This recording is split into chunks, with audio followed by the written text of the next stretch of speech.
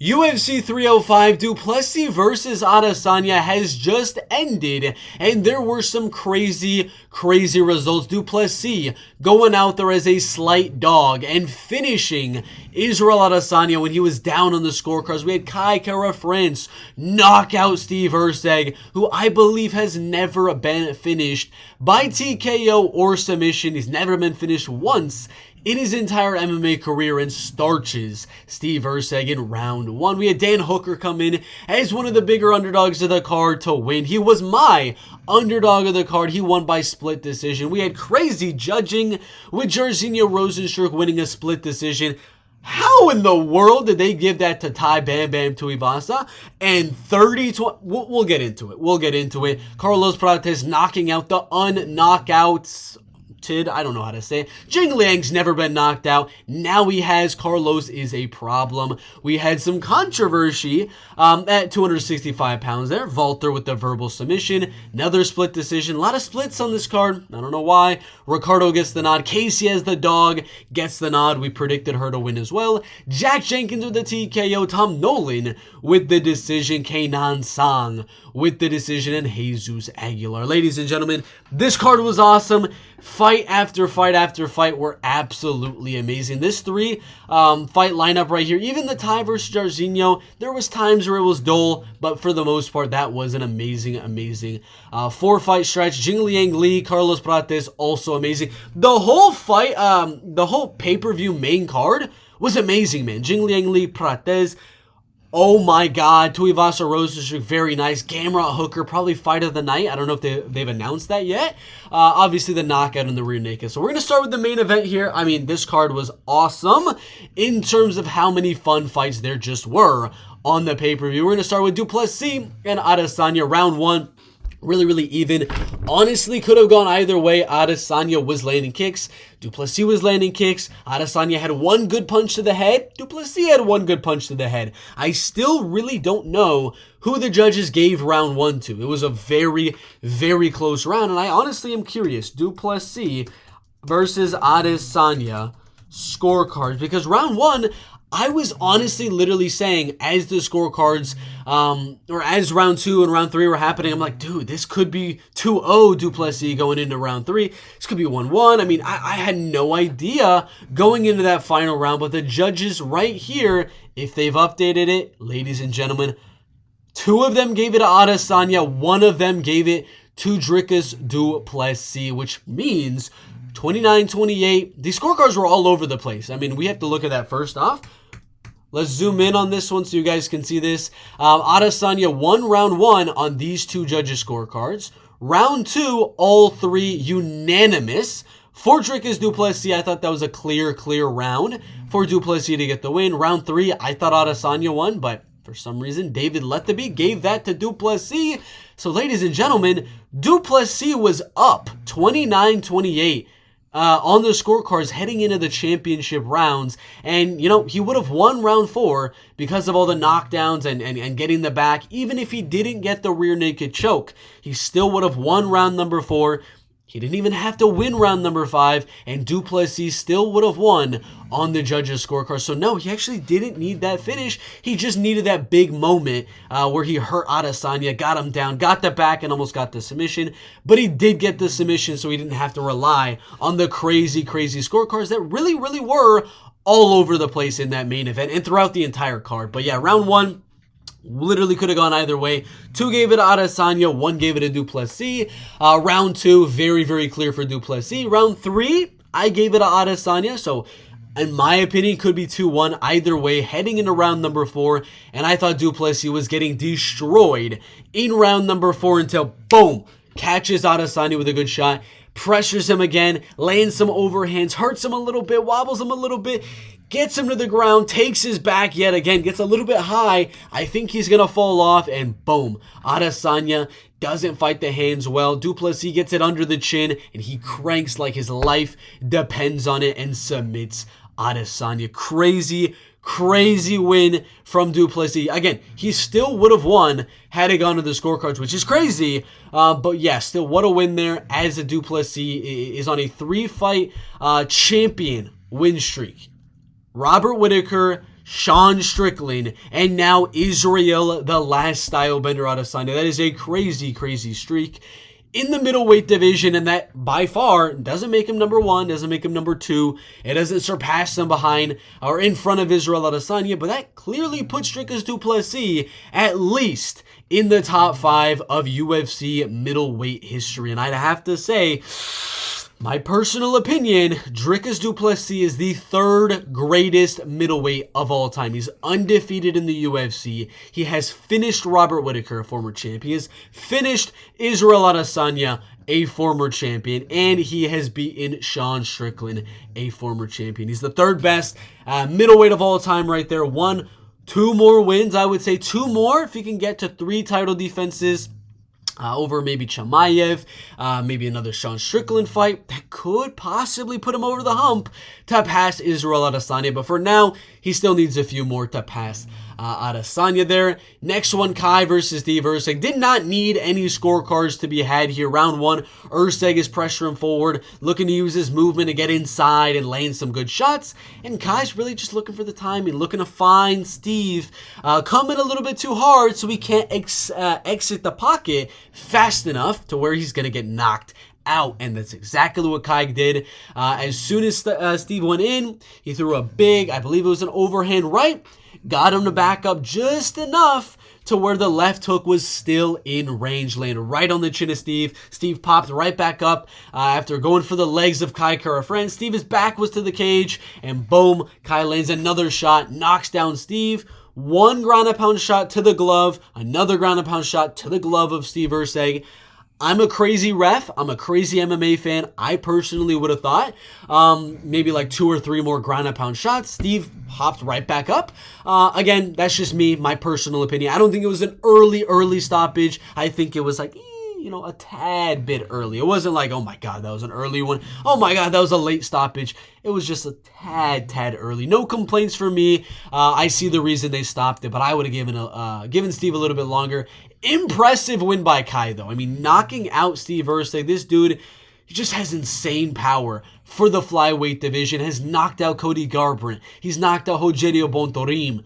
Steve Erceg now, and I mean, that's an amazing string of fights there, but should he be getting a title shot soon? Should he be getting a step up in competition? Probably not. He was on 2 losses in a row there, and he's only on a 1-fight streak here in the last year and a half. So let's give him an up-and-comer, which you will see in my fights to make next video. Dan Hooker, holy schnikes. We got to check out the freaking the scorecards for this one, because my goodness, this was my dog of the card, but man was I was stressing when the scorecards came to be. 29-28, 30-27, and 30-27. Oh, that's Jorginho. Holy shit, I got scared. Yeah, 29-28, both ways on this split decision. I saw the Jorginho scorecards. I thought they were the Dan Hooker scorecards for a second right there, but let's see if we can find it. Why is it not showing up on here? That is some absolute bull. Come on, UFC.com. They're not showing it. That's horrible. But yeah, I don't know what rounds they must have given Gamrot. Personally, I am of the opinion, and this might be a very scarce opinion here, I thought Dan Hooker won all 3 rounds. I swear to God. I thought round 1, Gamrot was dominating him in the early portions of round 1, took him down, ground and pounded him, hurt him a little bit.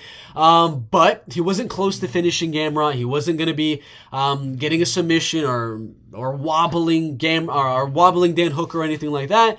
And then Dan wobbled Gamrot, knocked down Gamrot, had Gamrot shooting for legs, and he landed some shots to the side of the head. I think that little bit of an ending for Dan Hooker right at the end of round number 1 got him the win. Round 2, he just clearly outstruck Mateusz Gamrot, and then round 3, I believe he just landed the more effective shots. I think he actually hurt Gamrot there a little bit as well, and he landed a crazy big shot with like 3 seconds left.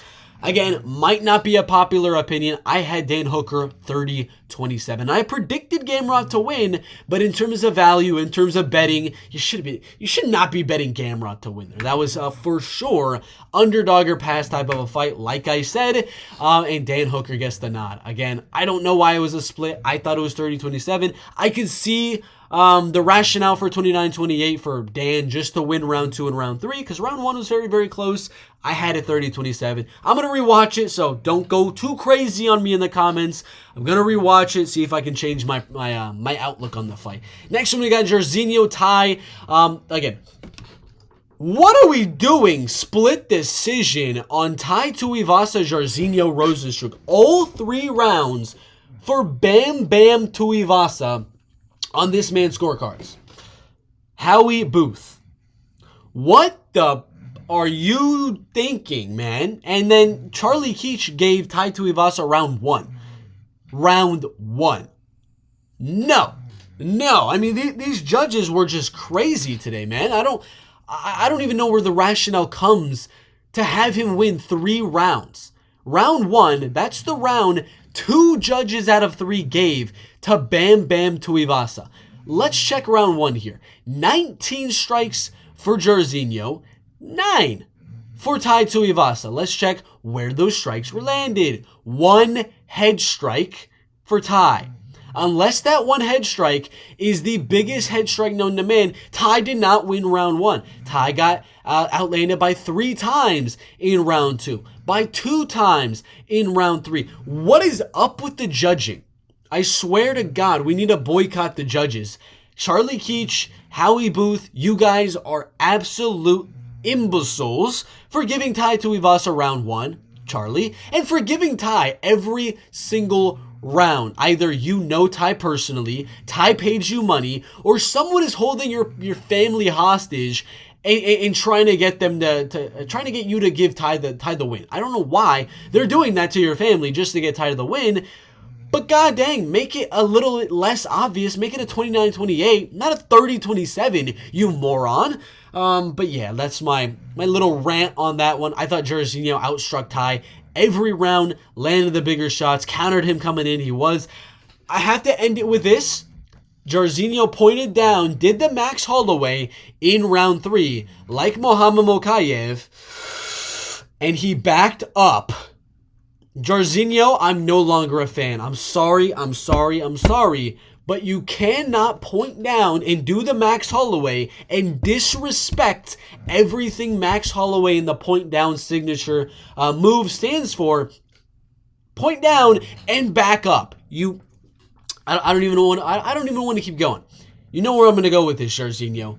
Don't you dare do it again, or I will, and I kid you not. It's not a big threat because it's not going to affect you very much. I'm not going to watch you fight anymore. How about that, Jairzinho? Or how about this? I'm going to root on your opponent to win every single time. I'm going to build up the biggest army against Jairzinho Rozenstruik to hate you. Just kidding, Jairzinho, but please, I don't hate you. I don't dislike you like a crazy amount, but please, God, Jairzinho, don't point down ever again. Don't do the Max Holloway if you're not about that life. Don't you dare. Tai's about that life. He was ready to swing. You were not. Don't point down. All right, next fight. Carlos Prates, Jingliang Li. All I got to say about this one is it was a 10-8, or not a 10-8, 10-9 round for Carlos in round 1. Round 2, if that had gone to round 3, it would have for sure been a 10-8 for Carlos Prates in round 2. I thought personally it was going to go to a decision, which it was looking like a possibility as Jingliang was getting hurt with those big shots, but he was surviving, he was coming back and throwing heat of his own, but he eventually got hit with way too much by Carlos Prates. This is one I definitely got to look up really quickly here, is how many knockdowns did Carlos Prates land? 2 knockdowns is what it's saying. I think there's more. I think there was like 4 knockdowns. So I think the statistics on UFC.com is wrong. Carlos is literally the nightmare of the rest of the UFC welterweight division, as his welterweight, or not his welterweight, as his nickname, I don't know how I said the welterweight, as his nickname does suggest. He called out Chaos Williams. Why not do that fight? Winner fights in the top 15. They're both killers. They're both KO machines.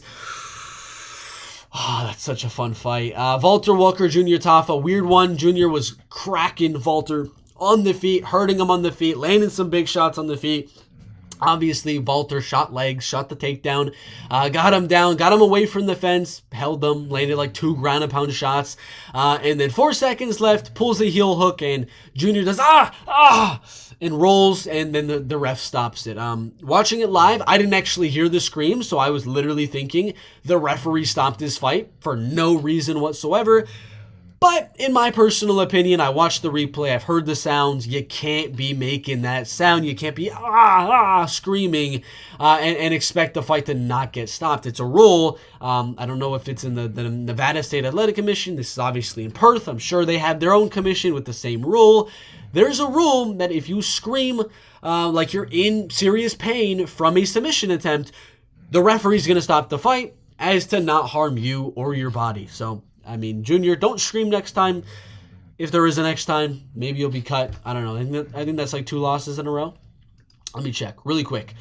Yeah, he's 1-3 in the UFC. That probably have to be his last fight in his contract. He's been finished twice in a row, lost to Usman in a snoozer, and beat Parker Porter, who's no longer in the UFC. I'd personally still give him another. Like, why not? Just give him some random UFC heavyweight. Like, I don't know. Let's scour this really quickly. Let's scour the list for somebody that, you know, you can just go out there and knock out. Let's do the winner of that. Austin Lang, Robelis Despain, winner of that fight, takes on Junior Tafa. That's a banger. That's a banger. If Austin Lane beats Robelis and he fights Tafa, cool. Loser that one, cut. Robelis versus Junior Tafa. If Junior lose that one, we cut him, but at least give him one more banger with Robelis to Spain or something like that. I still like Junior. I just think, don't scream, man. Don't do that. Ricardo Josh, a lot of people saying robbery. A lot of people saying this fight should have gone to Josh Kibal. So we're going to check the scorecards and just see where the judges had this one going. Round 1, obviously. A Ricardo Ramos round. Round 2, obviously. A Josh Kibal round. The split round everybody's talking about is going to be round 3 because round 1, Ricardo almost got the rear naked choke after getting his leg hurt, but he was really, really close on that submission. Clear round for him. Round 2, Josh hurt him a lot with the leg kicks, knocked him down with them, ground and pounded him with some big shots. Clear rounds there. Then round number 3, Ricardo cut open Josh. He got the takedown. He got a little itsy bitsy bit of ground and pound, but not much. But I really do believe the strikes on the feet were really, really even in this fight. And I think the actual reason they gave this one to Ricardo Ramos, again, what is up with my computer? But I think the reason they gave it to Ricardo Ramos is sheerly because of the cut. Sheerly because of the cut. That's the only reason. He got cut, I believe, kind of towards the middle, maybe towards the end of round number 3. And that has to be the only reason there, because Josh Kibal landed about 8 more strikes to the head than Ricardo Ramos. He landed about 11 more regular strikes than Ricardo. Ricardo had the takedown, but he didn't go for a submission or ground and pound, but he had the cut. So that's the main reason I think the judges gave it to Ricardo Ramos. Do I think that's enough? The cut, very, very small cut, not a huge one, not a very damaging one, or significant strikes-wise, what would that be? 11 significant strikes or the cut. What do I value more? I'd have to say that the significant strikes, the cut wasn't that good. It wasn't like a crazy cut. So I personally would not say robbery, but I would say the wrong man won. I personally would give it Josh 29-28, but it's not a robbery. It was just that close in the featherweight division because that cut, the 11 strikes, it's kind of subjective once you kind of get to there. Next one, we got Casey O'Neill, Luana Santos. We predicted Casey to win as a dog, and she looked absolutely amazing in this fight. If we look at the UFC stats on this one, she landed double than Luana Santos. She had ground and pound, she had submission attempts, she had back control. I mean, she looked amazing on the feet, on the ground. Her leg kick, she outlanded there. She outlanded to the body. She outlanded the head. She outlanded everywhere on Luana. Outstruck her, beat her on the ground, beat her everywhere. Casey O'Neill, very impressive performance, looking a lot better than the previous two at 125 pounds. Jack Jenkins, Herbert Burns, absolute freaking war. Scorecards, of course, did have Jack Jenkins going out there and winning round 1, then a dominant round number 2 with all the knockdowns and things like that. Clearly going out there and winning, and we kind of knew that was going to happen. I personally predicted a round 2 TKO, and that's what I would bet if I was going to be betting on this fight. I did have a Jack Jenkins to win and over 1.5 because I did believe it would happen towards the end of round number 2, but Herbert survived a little bit longer than I expected into round number 3. Obviously got dropped, ground and pounded a little bit, and the ref had to stop it. I mean, that's like literally every Herbert Burns fight. He has a little bit of a moment in round 1, gets hurt a little bit in round 1. Round 2, he's just moving really lethargic looking and gets finished, or gets finished in round 3 in this case. So, yeah, another win for Jack, a good comeback there at 145 pounds. And he's back in the win column, 3-1 in the UFC. Tom Nolan and Alex Reyes, I told you, he's not a 12-1 favorite. What are you guys doing parlaying Tom Nolan? Alex did have some success, if we're being honest here, in the wrestling and grappling. Made it a 29-28 on one of those judges' scorecards. Do I think it was a 29-28? You know, it's debatable. It was 23 strikes to 23 in round number 1. Very, very close, very controversial on who could win that round, but the other two I thought were clear. Tom Nolan rounds, round 2 and round number 3 landing the better shots. Of course, there were takedowns mixed in every now and then from Alex, but it was a clear win. Not a banger of a fight, but Alex made it decently fun. It wasn't a horrible fight, wasn't a super good one, but yeah, Tom Nolan keeps the win streak alive, 2 wins in a row, and Alex will be cut from the UFC. Nolan and Song and Ricky Glenn at 170 pounds. Pretty similar prediction or outcome as the prediction, in my opinion here. Kind of how a lot of people thought this fight was going to go, with Nolan and Song winning every single round, getting a 10-8 in round number 3, which is kind of crazy. But one of the judges gave Ricky Glenn round 1, which I disagree with. I don't think that Ricky Glenn did enough to win round number 1. Song Kenan landed double the amount of strikes. Ricky Glenn didn't really do a crazy amount there. He had a little bit of control time, had the takedown, but didn't attempt any submission, didn't land any crazy ground and pound. In fact, I'm going to check that. Yeah, landed no ground and pound, so I mean, they're just counting the takedown as the win there. But yeah, the other rounds, clear, dominating rounds for Song Kenan, landing double and even more than double the amount of strikes. And then the first fight of the night, ladies and gentlemen, Stuart Nickel getting submitted and choked out cold by the weight misser. We gotta bring it up. We gotta bring it up. Jesus Aguilar missed weight by 1.5 pounds. And I never like to say that's the only reason that Stuart Nickel lost. It's a huge reason. That's a big advantage for Jesus Aguilar. He has extra strength to squeeze on that guillotine because he didn't have to cut 1.5 pounds. Maybe he'd be more gassed out. He wouldn't be able to squeeze with that strength and choke out Stuart. I'm not saying that's the reality, but it's possible. It is possible. But yeah, Stuart was dominating, landed the takedowns, got his back, ground and pounded a little bit, looked for the submission. Jesus knocked him off the top of him. Stuart came in, and then Jesus grabbed the neck, pulled the legs right up on top, and choked him out. I mean, Stuart was trying to fight it, and he died on his shield. He didn't go out there and tap to a choke. He went to sleep, which I definitely respect. But very fun fight. Finish in the first fight of the night. Very fun striking fight with Ricky Glenn and Nolan and Song. Tom Nolan, Alex Reyes was a solid one as well. Jack Jenkins, fun fight. At 145 pounds, we got the knockdowns, we got the TKO win, very fun one there. Casey O'Neill Luana, I thought it was a good fight, not the best fight of the card, probably bottom 50%, but it was still good. It was still very good. Kibal Ramos was a banger, very fun one. Walter Jr., not super fun, but I mean, it's memorable because of the controversy, so decent one there. Prates Jingliang, banger. Jairzinho Tai, very fun one. Dan versus Gamrot, that's my fight of the night, ladies and gentlemen. And Kai versus Erceg, round 1 TKO, and Trickus Adesanya. That was also an absolute banger. Really fun one there at 185 pounds. I want to see, have they updated it on who won like fight of the night and everything? I don't think so. They might not have, but I want to see that. I want to see who won the 50 Gs. I'm sure they'll probably give it a Kai. They'll probably give it a Du Plessis, Prates. Yeah, that's probably it. I doubt they give it to Jesus because of the weight miss. Jack, maybe, but it was a little bit of a later finish, so they might not. And Carlos had a more impressive finish. Kai had a more impressive one. Drickus had a more impressive one. So we'll see. Great card, UFC 305. Can't wait till the next one. What's next week? What do we got? August 24th. Caio Borralho taking on the man, the myth, the legend, Jared Cannonier. Winner fights against Drickus du Plessis next. I'm just kidding. They're not going to get that, but we shall see. Thanks for watching. We'll see you in the next one. Oh, whoa, whoa.